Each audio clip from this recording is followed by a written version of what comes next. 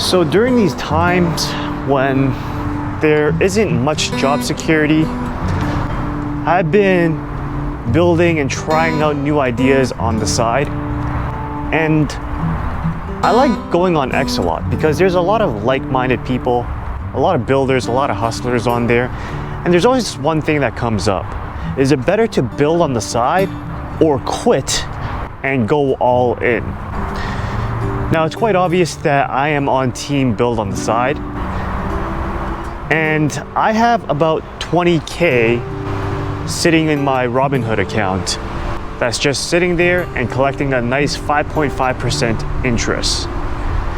And one might wonder, Donald, if you have 20K, why don't you just quit and go all in?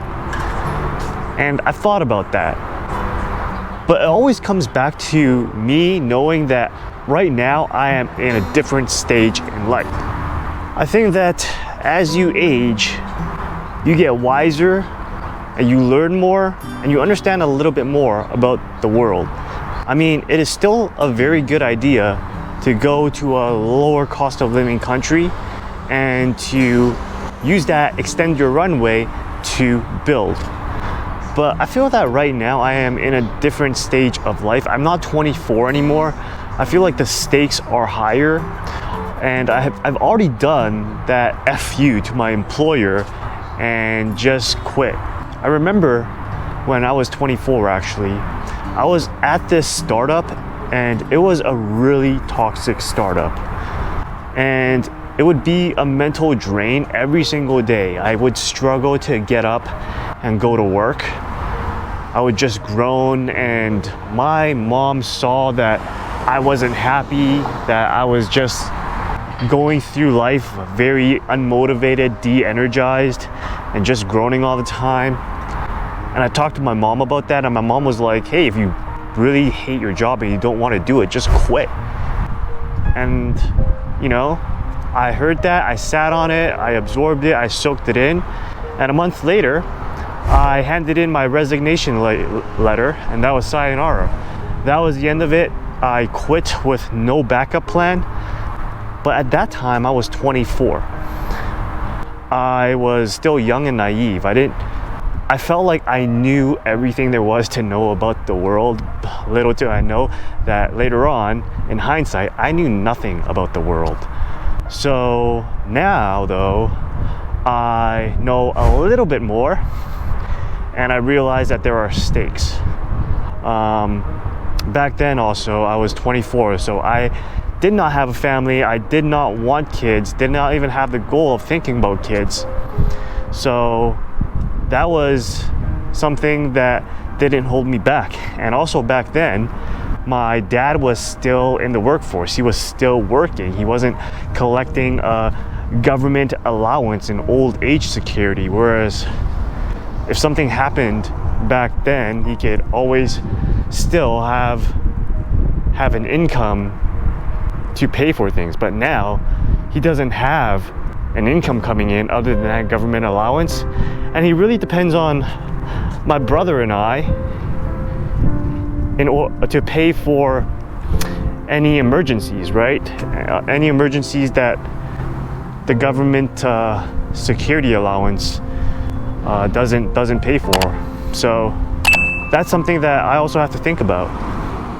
So if you go on my channel page, you could see the banner, side hustles, brand building, and storytelling. So you know where my allegiances lie. But if you don't know already, I am a first generation Canadian, which means that my aunts and uncles and my parents, they all immigrated from Hong Kong. And when I was growing up, it was a pretty traditional upbringing. One thing though was that my parents were really chill. Unlike my cousins, where their parents would force them to go to all these extracurricular activities like swimming, studying, going to language schools. My mom didn't make me do any of that. She did put me in Chinese school once. I hated it. I told her that and she's like, just quit, which is great. She was a kind mom. She did worry about our futures, that I think, but she prioritized our happiness a lot more. So one thing I saw when I was growing up was that my aunts and uncles, everybody would take care of grandma. Grandma was really loved. My uncle was the firstborn, and he's like, in our family, the most successful one of the family. All of my aunts and uncles from my dad's side of the family are entrepreneurs, and he ran his own car mechanic shop. He has like 3 Vancouver properties, and like Vancouver properties nowadays are like $1 to $2 million. So he let my grandma live in one of his houses for basically all of her retirement, and on top of that he would give her allowance. So when she didn't have enough money from the government old age security income, my uncle would give her some money. So I guess that's the responsibility of firstborns, I think, in Asian families.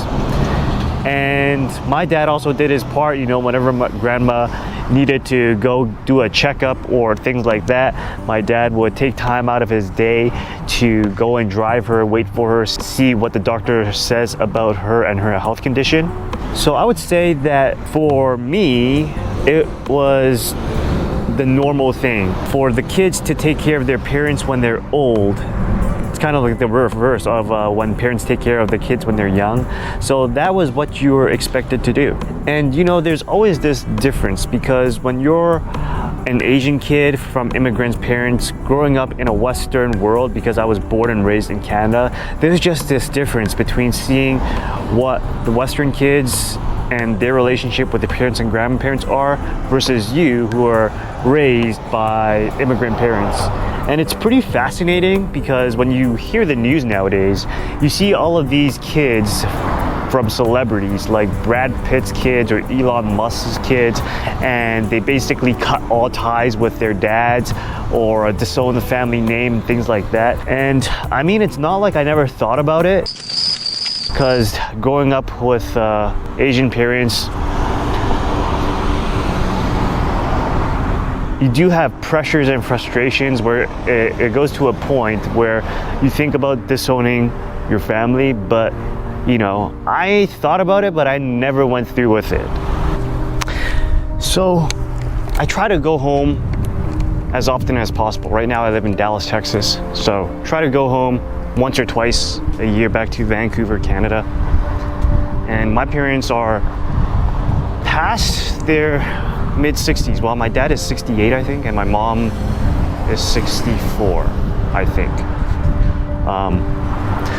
But every time I go back, I would look at them and I'm like, man, you guys are much older. You look much older than the last time I saw you, and it was 6 months ago. And it feels like every time I go back, they are a bit more hunched over than the last time I saw them. Because I remember when I was a kid and they were my age, they were standing up straight like I am right now. But now, whenever I go back home, I would see them hunched over. And it just reminds me of aging and how fragile they're getting. And it makes me think, as like my uncle, as the firstborn, when they need help, I feel it in me to be able to provide that help. And that's why I say the stakes are different, right? I talked about in my last video that the government is crushing my parents. They are low-income seniors. They both receive a small government allowance that is not enough in the face of inflation. So for me, like, when I go back home, I don't have a safety net. My safety net is not with them, because unlike my 20s, where my parents were not at the age that they are now, they're not as fragile, you know, they are more dependable. But now that they're at the age that they are, collecting a limited income, it's kind of like I'm the safety net now. So that's something that I have to think about. So without having a profitable side hustle, I just cannot feel comfortable quitting my job and going all in, because that presents too much risk. I would much rather have an already profitable side hustle and grow it to the point where it's my main hustle. Then I can quit my job and go back and take care of my parents. And just one more thing that I want to say, there's no shame in moving back with your parents.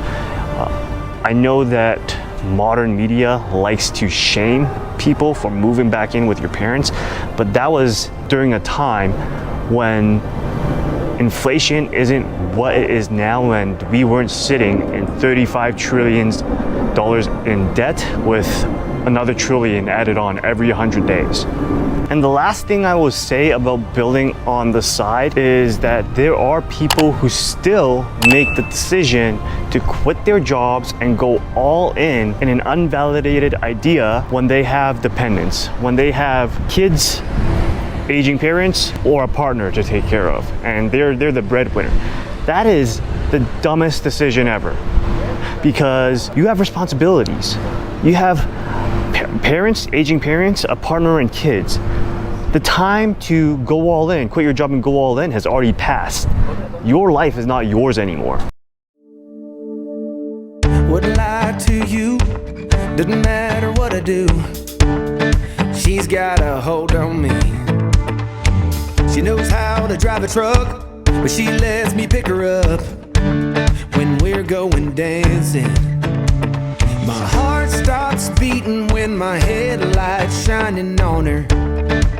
She's my country girl. I couldn't tell you what she's doing with me. She's so damn out of my league. She's a little bit crazy on the weekends.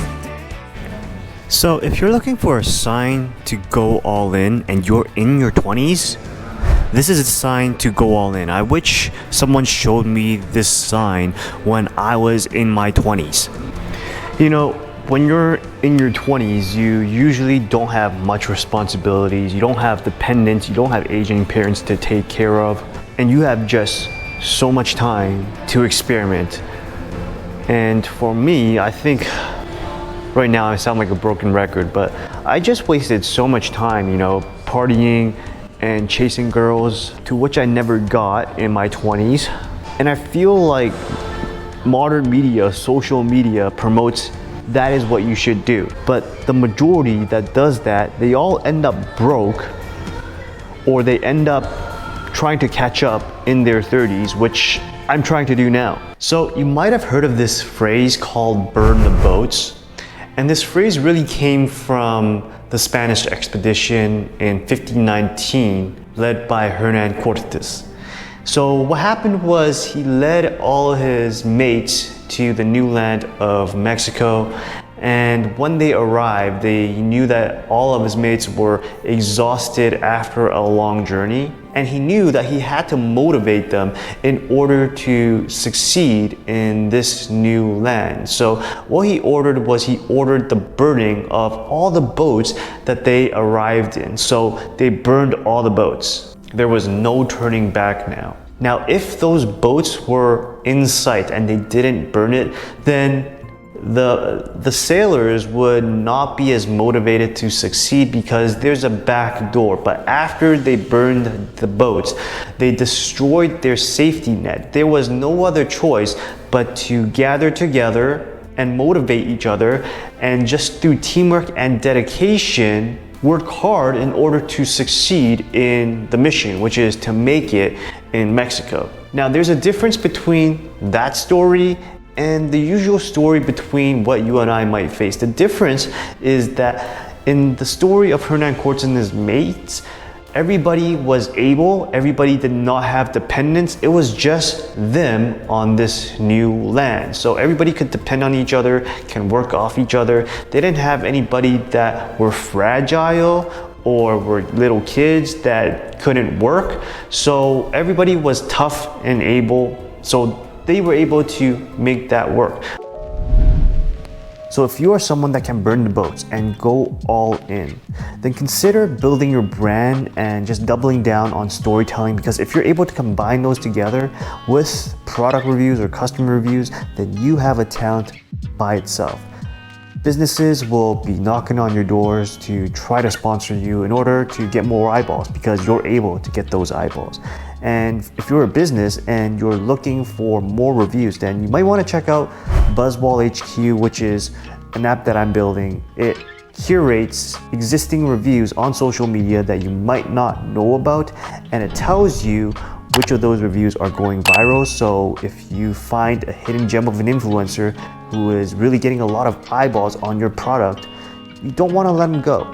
You want to be able to work with them in order to make more reviews that would be able to make more eyeballs and get you more sales. So you can learn more about that at buzzwallhq.com. But for right now, let's get back to the video.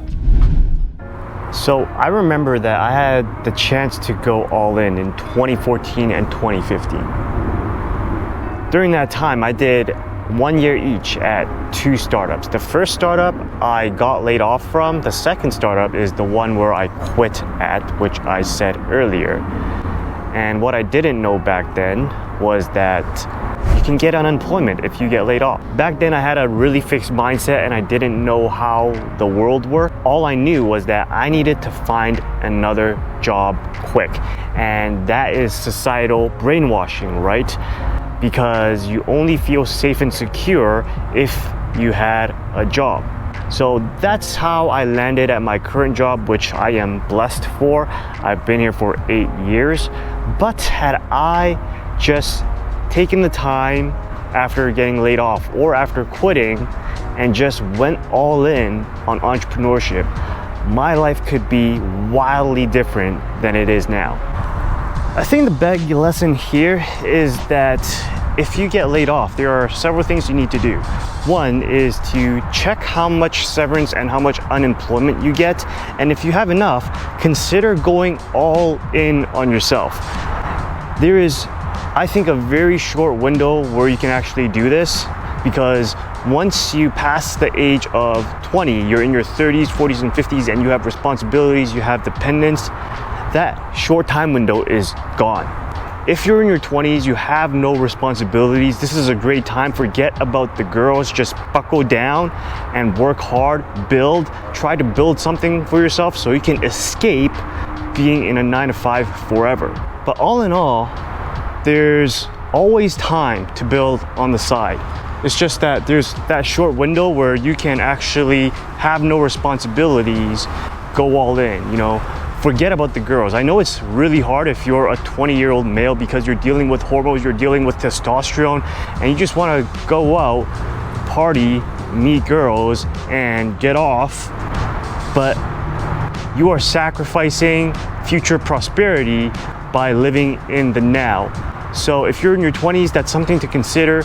If you're in your 30s, 40s, and 50s, and you're in that position where you have no responsibilities, no dependents, that is rare, then that is also a God-given short window frame where you can also go all in on yourself and start building something that might impact the world. Now, regardless of whether you build on the side or go all in, the goal is still the same. You want to work while they sleep, learn while they party, save while they spend, and live like they dream.